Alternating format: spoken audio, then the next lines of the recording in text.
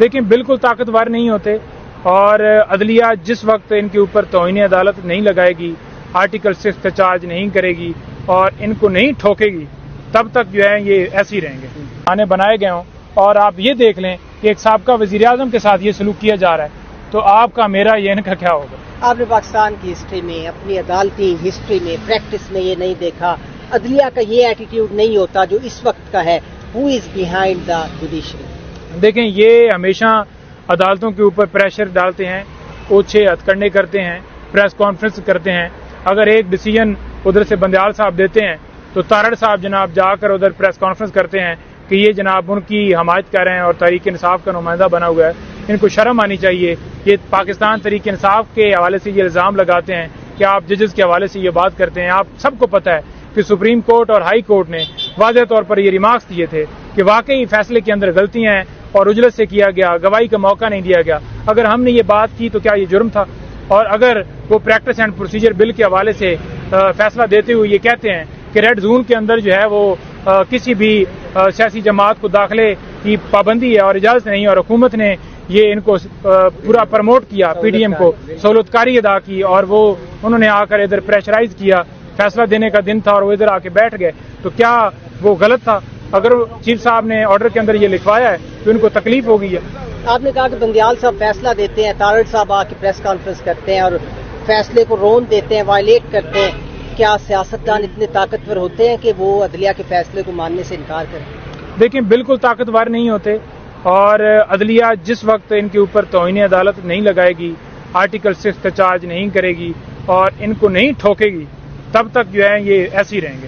کوئی دوسری طاقت بھی آپ کو محرک نظر آتی ہے سیاستدانوں کے علاوہ جو عدلیہ کو رونتی چلی جا رہی ہے؟ دیکھیں بات یہ ہے کہ پاکستان کے ساتھ یہ المیہ تو جس وقت سے پاکستان بنا ہے اس وقت سے چلا آ رہا ہے، اور نظر ہمیں یہ آتا ہے کہ عوام کی حکومت ہے لیکن چلانے والے کوئی اور ہوتے ہیں. عدلیہ کے اس کردار کو کیسے دیکھتے ہیں کہ آپ جن کیسز کا کہتے تھے اوپن اینڈ شٹ کیسز ہیں، دنیا پاناما کی صورت میں جن کے خلاف گواہیاں دیتی رہی انہیں ریلیف مل گیا اور وہ تمام تر کیسز سے بری ہو گئے، اس کردار کو کیسے دیکھ رہے ہیں عدالتوں کے؟ دیکھیں یہ کردار آپ دیکھ لیں کہ ایک چلتی پھرتی حکومت کو سازش کے ذریعے گرایا گیا، اور خان صاحب نے بات کی کہ یہ سازش کی گئی ہے اور ان کو اس جھوٹے کیس کے اندر ایک جھوٹا کیس بنا کے اندر ڈال دیا گیا. اور دوسری طرف نیب ترامیم کی گئیں، مختلف جو ایکٹس تھے ان میں ترامیم کی گئیں، اور صرف اس لیے ترامیم کی گئیں کہ ان کے کیسز ختم ہوں.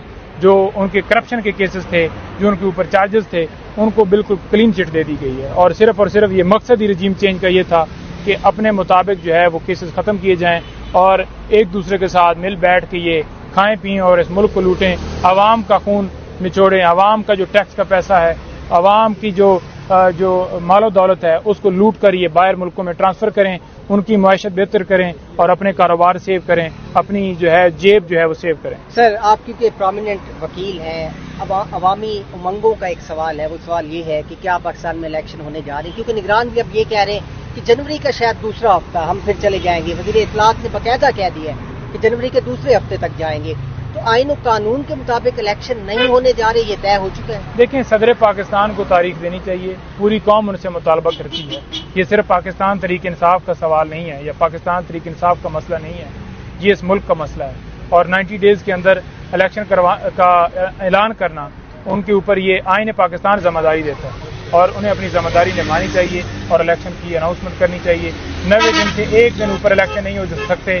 جو بھی یہ اسٹیٹمنٹ دے رہے ہیں چاہے وزیر اعظم صاحب ہوں، بالکل غیر ذمہ دارانہ اسٹیٹمنٹ. نہیں، صاحب